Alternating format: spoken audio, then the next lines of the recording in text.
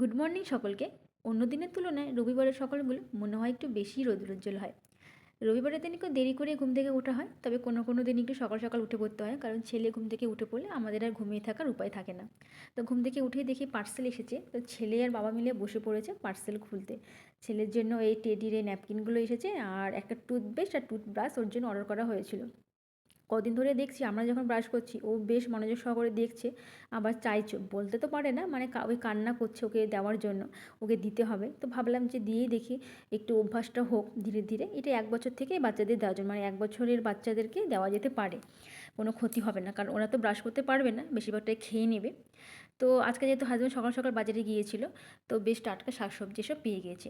তারপরে আমি চলে এসেছিলাম ব্রেকফাস্ট বানাতে, যেহেতু আমাদের ফ্যামিলিতে একজনের বাচ্চা হয়েছে, তো সেই কারণে আমাদের তো অসুখ চলছে, পুজো টুজো করা হবে না। আমাদের গোপুসোনাকে আমরা আমার হাজব্যান্ডের এক অফিস কলিগের ওখানে রেখে এসেছি।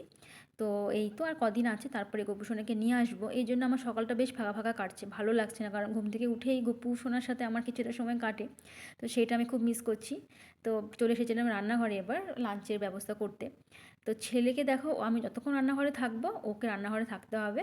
ও ওই থালা বাটি গ্লাস এসব নিয়ে খেলাধুলা করবে। তো আজকে একটু পালং শাক, সরি পালং শাক না, এটা একটা কী শাক আমি নামটা জানি না, ওই শাকটা করব বেগুন দিয়ে। আর চিকেন হবে, তো চিকেনটা হাজব্যান্ড বললো ও বানাবে আছে, কারণ আমার হাতে কি হয়েছে, এই প্রচণ্ড শীত পড়েছে বলে হাতটা খুব ড্রাই হয়ে ব্লাড বেরোচ্ছে। তো আমার একটু রান্না করতে প্রবলেম হবে বলে ওই রান্নাটা করবে। আমি মোটামুটি জোগাড় টোগাড়গুলো করে দিয়েছি। আর রবিবারের দিন বেশিরভাগ দিন ওই চিকেন বা মাটন হলে হাজব্যান্ডই রান্নাবান্না করে। তো আমি এদিকে ছেলেকে সামলাচ্ছিলাম, তারপর ওকে খাইয়ে দাইয়ে ঘুম পাড়িয়ে দিয়েছি, তারপর আমরা লাঞ্চ ফাঞ্চ করে নিয়েছিলাম। তো লাঞ্চ করার পরে একটু আমার চোখটা লেগে এসেছে, এদিকে দিকে ছেলে উঠে পড়েছে, ও দরজা খুলছে আর বন্ধ করছে, বাইরে বেরোচ্ছে না কিন্তু ওরকম করছে ঘরের ভিতরে। তো ওকে নিয়ে এবার বাইরে বেরোলাম, ওর বাবা ঘুমোচ্ছে, আর ওর জন্য একটু আপেল সেদ্ধ বসিয়ে দিয়েছিলাম, আর ওকে একটু কমলালেবু দিলাম, আমিও একটু খেলাম। কমলালেবুটা বেশ মিষ্টি, অন্য সময় দেখে কমলালেবু খেতে চায় না, কিন্তু এইটা বেশ দুটো কোয়া ও খেয়ে নিল। তো ভীষণ মিষ্টি ছিল কমলালেবুটা, শীতের শুরুতে তো বেশ ভালো। তো আজকে আমরা একটু বিকেলবেলা বেরোবো একটু বাজারে, মানে ব্রহ্মপুরে মেন মার্কেটের দিকে একটু যাবো।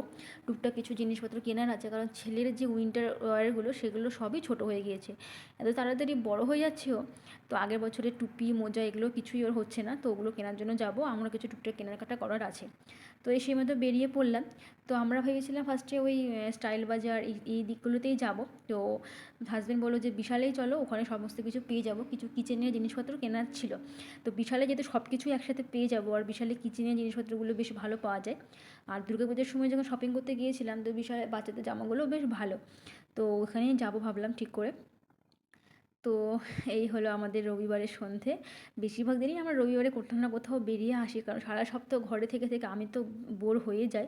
আর ছেলেরও যেহেতু এখানে যাওয়ার কোনো সেরকম মানে উপায় নেই, কারণ প্রচণ্ড শীত মানে পড়ে গেছে অলরেডি। তো একা একা আমার পক্ষে নিয়ে যাওয়া সম্ভব নয় সামনে বেশি দূরে কোথাও বাবাকে ছাড়া। তো ছেলেও বোর হয়ে যায়, তো একটু বেরোলে দুজনেরই ভালো লাগবে।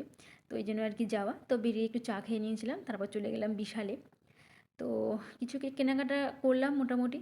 তারপরে বেরিয়ে দেখছি যে ফুচকা বসেছে, তো ফুচকাও খেয়েছিলাম। খেয়ে দিয়ে তারপর বাড়ির দিকে রওনা দিলাম।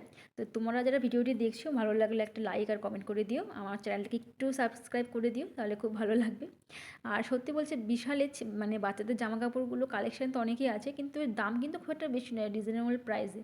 আর বাচ্চাদের জামা আমার মনে হয় না খুব একটা বেশি মানে দাম দিয়ে কেনা, মানে আমার তো মনে হয় না যে উচিত নয়, কারণ এরা যেহেতু এত তাড়াতাড়ি বড় হয়ে যাচ্ছে, একটা জামা তো আমার ছেলেকে আমি 1 মাস পরই পরাতে পারছি না, 1 মাসের মধ্যেই দেখি ছোট হয়ে যাচ্ছে, নয়তো ছিঁড়ে যাচ্ছে, নয়তো কিছু একটা হয়ে যাচ্ছে। তো এই জন্য বেশি দামি জামা কাপড় ওই জন্য আমি আর কিনি না সত্যি বলতে, মোটামুটি রেঞ্জেরই কিনি। হ্যাঁ, অবশ্যই মানে যখন জন্মদিন বা বিশেষ কোনো দিনে তো বেশি দামি জামাকাপড় কিনে দিতেই হয়, সেটা আলাদা ব্যাপার। এমনি ডেইলি ওয়্যারের জন্য এখানে ঠিক আছে। আর এরপর চলে এসেছিলাম আমরা কিচেনের কিছু জিনিসপত্র কিনতে। আমার একটা ফ্রাইং প্যান কেনার খুবই দরকার ছিল, তো সেইটা নিয়ে নিয়েছিলাম। তারপরে কিছু কৌটা কাউটি এসব টুকটাক জিনিসপত্র নেওয়া হয়েছিল। আর আমার ছেলের জন্য একটা ওয়াটার বোতল কিনেছি, পরে শেয়ার করব। ওর একটা ভালো ওয়াটার বোতল আছে, কিন্তু আমাদের সামনের রুমে যে বাচ্চাটা থাকে তার ওয়াটার বোতল দেখে, তার নতুন মানে ওকে দেখে ওটা ওর পছন্দ হয়েছে, ওখানে নিতে চায়, তো কিনে দিলাম। তারপর বিলিং কাউন্টারে তো প্রচণ্ড লাইন, হাজব্যান্ড ওখানে বিলিং করছিল, তো আমরা বাইরে দাঁড়িয়েছিলাম।